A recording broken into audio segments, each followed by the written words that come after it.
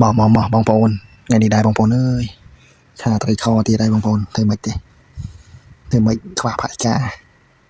ជាងមិនថាយើងមកធ្វើការយើងហូបមិនហូបតាមគេទេបងប្អូនអើយនេះដោយសារអីងាយស្រួលហើយយើងធ្វើហូបបានហូបបាច់ចាំរឹសច្រើនហើយយើងធ្វើការបងប្អូនអើយមកធ្វើការមានអីហូបហ្នឹងបងប្អូនអត់ខ្វល់សម្រាប់ខ្ញុំពីអ្នកនៃប្រពន្ធគឺពួកអត់សម្បត្តិបាក់ទេមានរសក់មានតែពីប៉ោះប៉ុណ្ណឹងមកហើយត្រីខមកកំប៉ុងពីកំប៉ុងអីទៅរួចបាត់ហើយបងប្អូនហើយវាថានិយាយរឿងរសជាតិមិនដែរតែរសជាតិអាស្រ័យលើបងប្អូនទេបងប្អូនហ្នឹងហើយគ្រឿងក្រៅឆាត្រីខហ្នឹងគឺគ្មានអីនេះទេបងប្អូនគឺធម្មតាគឺម្ទេសខ្ទឹមសប៉ុណ្ណឹងហើយគ្រាន់តែយើងឆាខ្ទឹមមកវាធម្មតាមិនចាំនិយាយបានបងប្អូនព្រោះស្អែកបងគាត់ចេះស្រាប់ហើយហ្នឹងហើយសាមញ្ញធម្មតាអញ្ចឹងទៅបងប្អូនហើយព្រោះអីយើងមកពីធ្វើការមកហូបមានប៉ុន្មានយើងហូបប៉ុណ្ណឹងអញ្ចឹងយើងកម្រិសយើងមានអីហូបហ្នឹង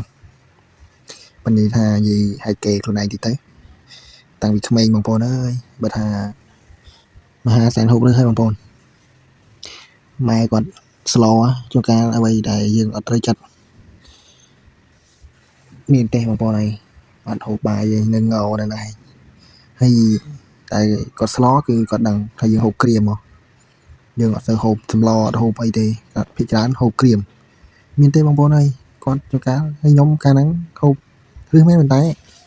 មុំបាត្រីបាលអីហ្នឹងអាសាច់អីចេះហូបទេបងប្អូនហ្នឹងមិនដឹងហ្មងខុសគេហ្មងហើយឥឡូវមានទេបងប្អូនគ្មានតមអីទេ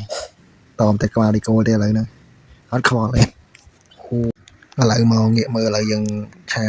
វិញម្ដងបងប្អូនត្មងដាក់ឆ្នាំងបងប្អូនដាក់ឆ្នាំងឲ្យចាក់ខ្លាញ់មកហ្នឹងហើយអូនិយាយថា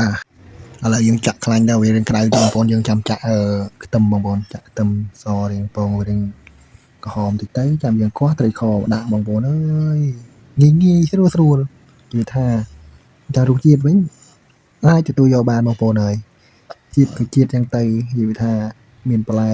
ជ្រលក់ទៀតចុចទៀតអូមិននិយាយទេបងប្អូនហើយនិយាយថារសជាតិបើថាបើមិនជឿតើបងប្អូនសាកហ្នឹងហើយសាកធ្វើខ្លួនឯងហូបសាកមើលដូចមាត់ចំថាទេឬក៏យ៉ាងម៉េចប្រហែលថានេះតាមចំណូលបងប្អូនទេហើយណាមួយដោយសារអីមិនមែនចំណូលទេព្រោះដោយសារដាច់លុយ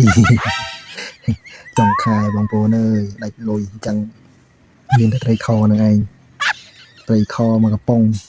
រួចទៅពេលហើយនិយាយថានេះឆារួចហើយបងប្អូនពេលយើងចិត្តសក់ចិត្តពីប៉ោះហើយយើងត្រប់ពីក្រោមមកយើងចាក់ដូនជំរាបយើងធ្វើលុកឡាក់ហ្នឹងបងប្អូនហ្នឹងហើយ